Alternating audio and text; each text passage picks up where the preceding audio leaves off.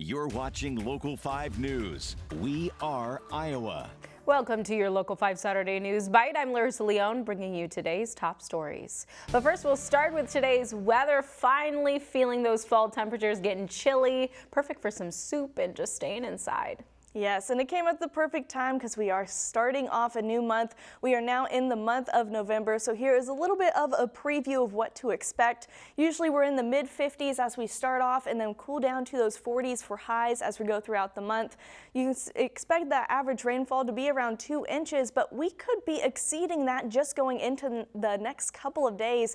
We are going to be seeing actually a lot of rain, but the drought conditions aren't looking too great. These are the current drought conditions across the state. This does not factor in that rain that we had in Tuesday. So we're going to see a lot of improvement on the next drought monitor that comes out. But until then, expect those drier conditions across the state on the ground. So this rain is definitely going to be helping. This is a look at the futurecast as we're going throughout those evening hours. Widespread rain as we're going into the overnight hours. You can see it really sticks with us. We get a brief break Sunday morning. You can see that some of us still get to see some rain, but those clouds are sticking with us for those of us that don't have that rain. Now, we'll have another round that moves through, but by the evening hours, we're going to get a little bit more of a break from the rain. And then we go into Monday. Monday, we're going to see another round of showers. You can see coming in on the afternoon. It's going to make its way across. It's not going to be as widespread as Sunday, but it's still going to be something. And then going into Tuesday morning,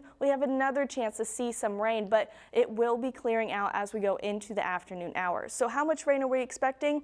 Anywhere from 1 to 3 inches or even more across the entire state as we go from now all the way into Tuesday. So we are definitely going to see a decent amount of rain just over the next couple of days. But those temperatures are still going to be on the warmer side. Those cooler temperatures are still staying off towards the western part of the U.S. So hopefully they start to creep over and give us those more average temperatures. But tonight, 50 degrees for your low. Overall, it's going to be a bit of a rainy night. Some rumbles of thunder are likely, and then going into tomorrow, 64 degrees. We are going to have those breaks in the rain, but expect those clouds to stick throughout the day. And then we'll warm up to 67 degrees on Monday before we'll level off in those 50s. You can see we get a couple of days to dry out on Wednesday and Thursday, and then we will see another round of rain coming into the weekend. But one thing to take note of, make sure you turn your clocks back an hour. Going into tonight, we'll get that extra hour of sleep, and having that with the light rain and thunder, it's going to be a nice day to be able to sleep in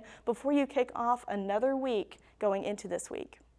Hannah, thank you. Well, the Knoxville community is coming together to host a benefit for a family without a home. On October 10th, around 5 p.m., a fire started at the Gomat family barn, which quickly spread to their home. The Gomat family tells us both the home and barn are at a total loss, and they lost a majority of their belongings. The benefit will take place at the Indiana Township Fire Department tomorrow at noon. Tonight after the game, Local 5's Alex Fulton will share the story of how the homeowner's own colleagues saved her from her home. In sports, the Los Angeles Dodgers celebrated their World Series victory today. The team paraded through the streets of LA, basking in the cheers of an estimated 150,000 Dodger fans. The team beat the New York Yankees 4-1, capitalizing on numerous self-inflicted wounds made by Yankees. Children played on the field as the players thanked a packed Dodger Stadium. Turning to politics, there are now just 3 days to go until the November 5th election. Polls show the presidential candidates remain in a super tight race for the White House. Both Vice President Kamala Harris and former President Trump were in Wisconsin last night for a final push in the swing state with dueling rallies in Milwaukee. What a crowd this one is, huh? Hello, Wisconsin! Harris will be in Georgia and North Carolina today, and Trump will head to Virginia, a one-time swing state that has leaned blue in presidential elections for 2 decades.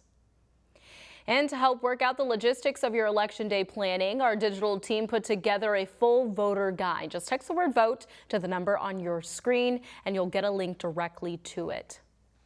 Around the community today, the Iowa School for the Deaf held a special day of learning for American Sign Language at the Blank Park Zoo. Families of students who are deaf or hard of hearing gather to learn from experts on how ASL can be used both at school and at home to aid in a children's communication. child's communication rather. Families also learned more sign language as they toured the zoo, and they heard from Nancy Baker, the first deaf person in the world to receive a doctoral degree in zoology.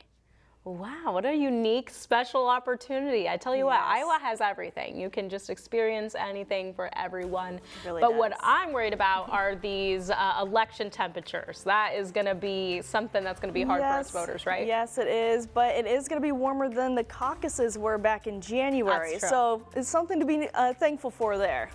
Absolutely. Just grab your jacket. Don't let it stop you from going out there and performing your civic duty. And we'll have more later tonight about all of your election coverage as well. Well, thank you for joining us. We'll see you after the game.